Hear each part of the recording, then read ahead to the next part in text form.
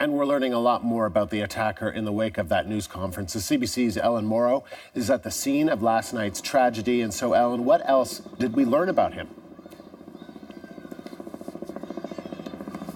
Well, police, Andrew, confirmed the attacker's name as Sayfullo Saipov, a 29-year-old man from Uzbekistan who arrived here in the United States in March 2010 and had been living as a legal permanent resident. But they also gave some background on this attack, saying, as we heard there, that it appears he'd been planning it for weeks, and along with those handwritten notes in Arabic saying that this attack was done in the name of ISIS, recovered here at the scene. There were also multiple knives recovered here as well. So getting a stark picture of just what happened here and more on this attacker today, Andrew. Now, they were also asked whether or not he had ever been the subject of an NYPD investigation or an FBI investigation in the past. The law enforcement officials say that he hadn't been himself, but it appears that he may have connections to others who had been targeted in past investigations. So we're waiting to hear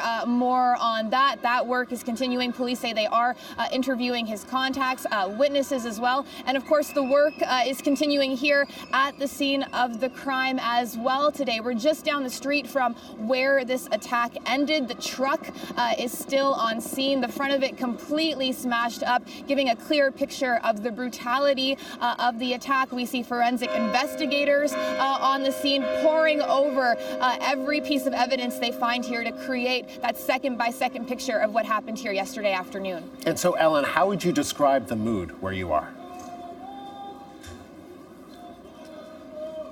Well, the police officials did talk a lot about the mood in this city at the press conference today. They said New York is, of course, defiant. It's a resilient city, but they also said that New Yorkers will be seeing an increased police presence on the streets, in train stations, at airports. They're saying that is a precautionary measure. It's not in response to a belief that there is another threat looming, but a precautionary measure meant to reassure people in the city. And here is one of the police officials talking about that.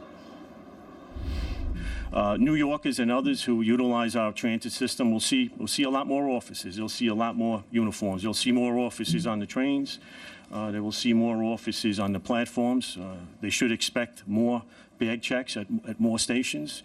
There will be more canines, explosive detecting canines in our subway system, and heavy weapons teams from our strategic response group, as well as our critical response command, will also be deployed to major hubs and other stations throughout the city. And there will also be a heightened police presence at the New York City Marathon, which is going ahead this weekend. But I have to say, Andrew, beyond that, what we are seeing in Manhattan this morning is a city trying to push ahead as normal as possible, given what happened here yesterday. I've spoken to a few New Yorkers this morning. They're expressing sadness, of course, at what happened, but they're saying the city has obviously been through very tough times in the past. I'm just a few blocks from the World Trade Center site, and they say they're resilient, they're strong, they'll come together, and they'll get through this sad time as well. All right, Ellen, thank you. That is the CBC's Ellen Morrow live in New York City.